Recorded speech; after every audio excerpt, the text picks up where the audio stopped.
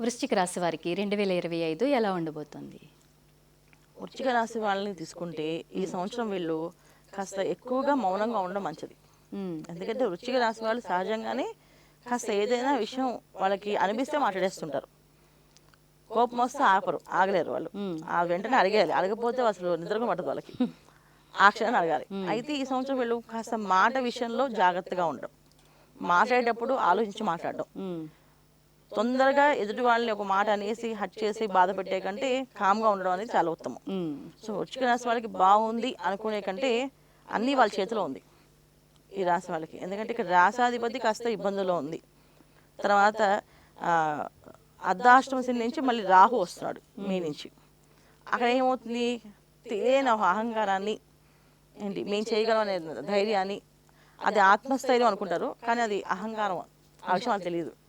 మేము చేయగలం, మాకు తిరుగుండదు, మేము చేసేస్తాం, సాధిస్తాం అని చెప్పేసి ఈ సాధిస్తాం అనుకునే దాంట్లోనే అది అహంకారంగా వెళ్ళి బాగా నరదిష్టి జనఘోష ఎక్కువగా ఉంటుంది ఈ రాశి వాళ్ళకి ఈ సంవత్సరం.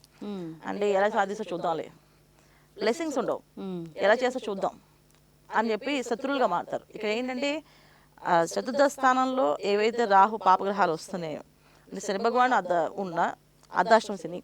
సో మే నుంచి మార్చి నుంచి ఆయన మారిపోతాడు, మే నుంచి రాహు వస్తున్నాడు. సో ఎప్పుడైతే రాహు ఇక్కడ వస్తున్నాడో ఖచ్చితంగా ఏంటంటే ఒక ద్వేషం మనుషులకి. శని భగవాన్ ఏం చేస్తాడు, ద్వేషాన్ని ఇవ్వడు. సరే ప్రయత్నం చేయి, కాలు ఇరిపోయిన తర్వాత అప్పుడు ఆలోచిద్దాంలే చెప్పాను, వదిలేస్తారు. రాహులా కాదు, కాలు ఎరగొట్టే ప్రయత్నమే చేస్తాడు ఆయన. ఖచ్చితంగా దూకాడు అంటే దెబ్బలు తగిలితే ఖచ్చితంగా కాలు విరిగే వరకు చూస్తాడు ఆయన. అలాంటి స్నేహాలు కానీ అలాంటి ప్రమాదాలను గురి చేసే అవకాశం రాహుకు ఉంటుంది. చెయ్యి ఎంత దూకని చెప్పి, ఎందుకంటే ఇక్కడ కుజ రాహువులు అంటే రాశాధిపతి కుజుడు, అక్కడ రాహు, ఈ రెండింటికి పడతారు జనరల్గా. అందుకే ఏంటంటే కాస్త ఎక్స్పెక్టేషన్స్ పెంచేస్తారు. అది ఇక్కడి నుంచి దూకాలంటే కాదు, అక్కడి నుంచి దూకాలి నువ్వు అని చెప్పి చెప్తారు ఫ్రెండ్స్.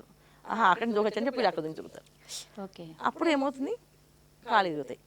అలాగా అంటే నేను జస్ట్ ఎగ్జాంపుల్ చెప్తున్నారు. సో వ్యాపారంలో ఇంత వ్యాపారం మనకు చాలు అనుకుని ఇంత డబ్బు పెడితే లోన్ వాళ్ళు ఏం చేస్తారు, మీకు కావాలంటే మీకు బాగా ఉంది సార్, మీకు 4 లక్షలు ఎక్స్ట్రా ఇస్తాను లోను, మీకు ఇంకా 10 లక్షలు ఎక్స్ట్రా లోన్ వస్తుంది సార్ అంటే వస్తుంది అని చెప్పి వీళ్ళు తీసేసుకుంటారు. కట్టేటప్పుడు ఇబ్బంది పడతారు. కట్టేటప్పుడు చాలా ఇబ్బంది పడతారు. నరఘోష విపరీతంగా ఉంది వీళ్ళకి. సో వీళ్ళు చేయాల్సింది ఏంటంటే మౌనంగా ఉండవు. మా దగ్గర 10 రూపాయలు అంటే 2 రూపాయలు ఉన్నాయి అని చెప్పడం. 10 రూపాయలు అంటే 100 రూపాయలు అని చెప్తారు, అది చెప్పకూడదు. 2 రూపాయలు ఉన్నాయి అని చెప్పి చేసుకుని వెళ్దాం. నిదానంగా చేస్తున్నామో చేయట్లేదు అని తెలియకుండా వెళ్దాం. కామ్గా వాళ్ళ పనులు చేసుకోవడం. ఉద్యోగస్తుల్లో వీళ్ళకి ప్రమోషన్ రాకపోయినా ప్రమోషన్ వీళ్ళకి వస్తుందని ఒక మాట అనడం, వాళ్ళకి ప్రమోషన్ పాపం రాదు కానీ అందరిలో టామ్ చేసేసి తర్వాత వేరే వాళ్ళకి ఇవ్వడం, ఇది కొంచెం జరుగుతుంది. సో ఏదో ఒక మాయలో ఇబ్బంది పడ్డం అని జరుగుతుంది. కనుక వీళ్ళు కాస్త మౌనంగా ఉండడము, ఎక్కువ గణపతి ఆరాధన చేయడం, గం గణపతే నమః అనుకుంటూ ఉండడము. సో ప్రతి మంగళవారం ఆ గణపతి ఆలయానికి వెళ్ళడం, అక్కడ ప్రదక్షిణాలు చేసుకోవడం, బెల్లము, తర్వాత గోధుమ పిండి, బియ్యపు రవ్వ ఇలాంటివి ఆ స్వామివారి ప్రసాదంగా వినియోగించమని చెప్పి దేవాలయాలు ఇవ్వడం.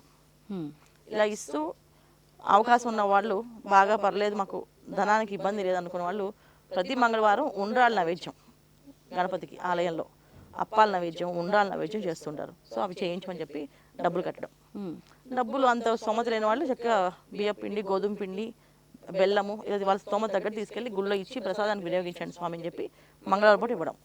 20 ప్రదక్షిణాలు చేయడం, మౌనంగా మంగళవారం పూట పొద్దున్న 6 నుంచి 7 వరకు మంగళవారం రోజున ఒక ఉంటుంది కుజహోర అని. ఆ టైంలో వీళ్ళు మౌనంగా ఉండడం, గం గణపతి నమః మంత్రాన్ని చేసుకుంటూ వెళ్తే ఎటువంటి విఘ్నాటంకాలు రాకుండా, ఎటువంటి జనఘోష నరదిష్టి తగలకుండా ముందుకు వెళ్తారు. ఇది ఈ సంవత్సరంతో వీళ్ళు చేసుకోవాల్సిన పరిహారం.